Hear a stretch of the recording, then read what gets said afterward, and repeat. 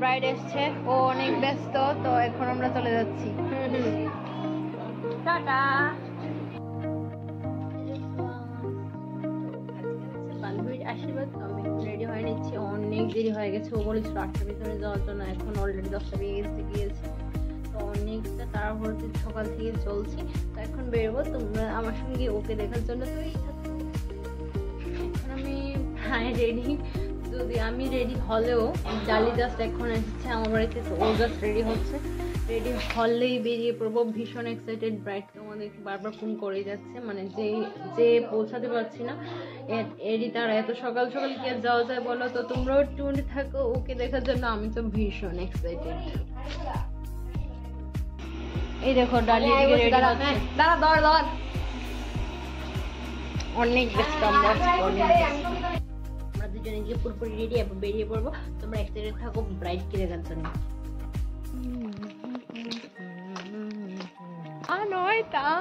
এদিকে বান্ধবী তো একটা স্কুটি নিয়ে এসছে। তো তোমরা কিন্তু দেখতেই পাচ্ছ আমি কিন্তু পৌঁছে গিয়েছি। আর বাইরে থেকে কীরকম যেন একটা ফিলিংস আসছিল, মিক্স ইমোশনালও ছিলাম আবার এক্সাইটেডও ছিলাম। হয়তো বা এই ফিলিংসটা মানে বলে বোঝাতে পারবো না। বান্ধবী পর হয়ে যাচ্ছে, মানে কী বলবো, ওর জীবনে একটু নতুন শুরুয়াত হচ্ছে। আর ফার্স্ট টাইম নিজের একজন ক্লোজ ফ্রেন্ডকে এইরকম সিচুয়েশনে দেখছি, তাই হয়তো বা এইরকম একটি ফিলিংস আসছিল। যাই হোক, গিয়েই দেখছিলাম যে ও কিন্তু আশীর্বাদের জন্য বসেও পড়েছে। অ্যাকচুয়ালি আমাদের আসতে অনেকটাই লেট হয়ে গিয়েছিল, কি আর করা যাবে। আর সব কিছু হয়েছে একমাত্র ডালির জন্যে। ও আমার বাড়িতে অনেকটাই লেট করেছে, যার দরুন আমাদেরও আসতে একটু লেট হয়ে গিয়েছে।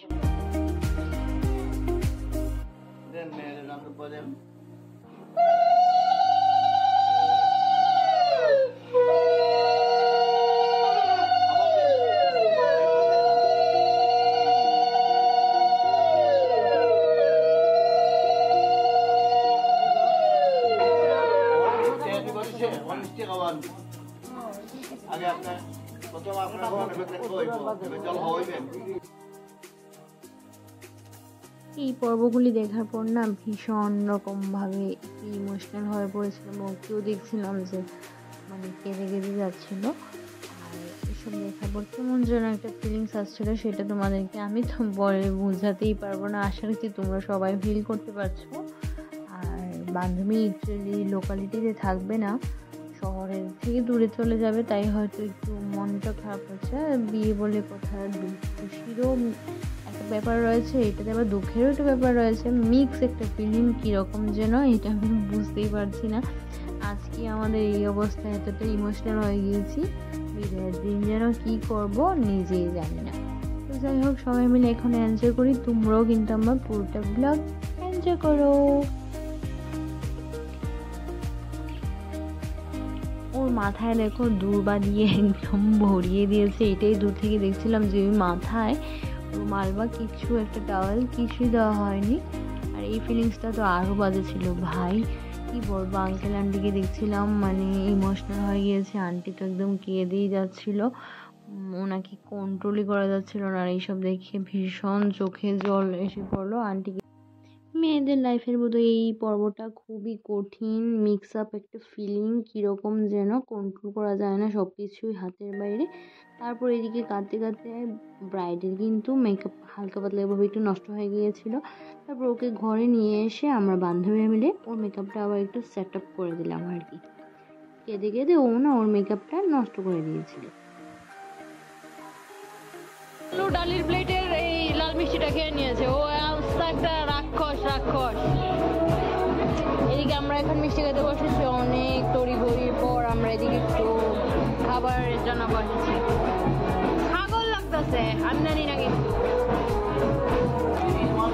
লালুর জন্য এটা 2টা মিষ্টি এসেছে। না না 2টা খাও মা, তুমি চাইছো 2টা, এনে দিছে 2টা, তাই 3টা খাইছো, হলো 3টা। আজকে আবার খাও, কারণ আমি ক্লিপটা লইতে পারছি না।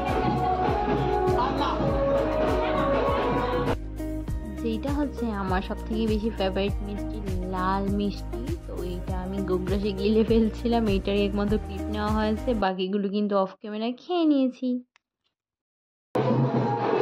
এদিকে আমাদের ব্রাইড না খুব ব্যস্ত, সবাই সবাইকে দেখে খুঁজে খুঁজে আনছে ও। আচ্ছা আচ্ছা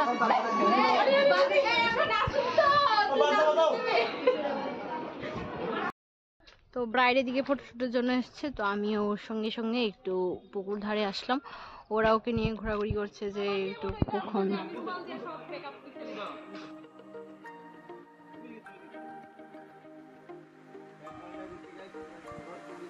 ওরা ব্যাকগ্রাউন্ড খুঁজে পাচ্ছে না, যার দরুন ঘোরাঘুরি করছে, মানে কোথায় গেলে ফটোটা ভালো আসবে আর কি। আমরা এদিকে ঘুরছি সবাই মিলে।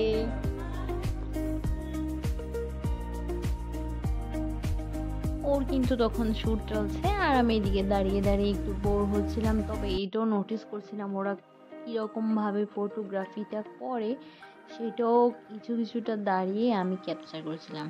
আমি ভাবছিলাম হয়তো ওদেরকে দেখে আমার যে ব্লগ করার স্কিলটা এটাও একটু চেঞ্জ করা যাবে, যদিও বা আমার ক্যামেরা তো আমি মোবাইল ফোনই ইউজ করি, অন্য কিছু নয়, তবুও এনজয় করছিলাম।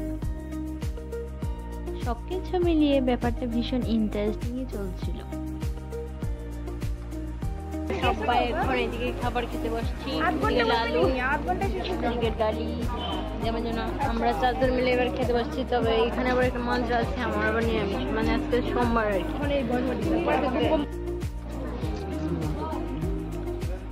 আমার করছে কি নাটক বলে বলি কোকো আবার করে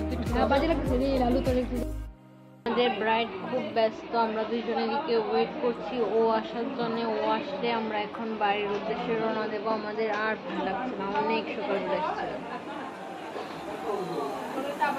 ব্রাইড আসলে একটা আমাদের ব্রাইড এসছে, ও অনেক ব্যস্ত, তো এখন আমরা চলে যাচ্ছি। টাটা। ইন লাস্ট আমি এটাই বলবো যে তোমরা আমার ভিডিওটা কিরকম এনজয় করলে কমেন্টসে জানিও, আর ভালো লাগলে কিন্তু লাইক শেয়ার কমেন্ট করতে ভুলো না। Bye bye, see in the next one. আরও ব্লগ আসতে চলেছে, তোমরা দেখতে থাকো।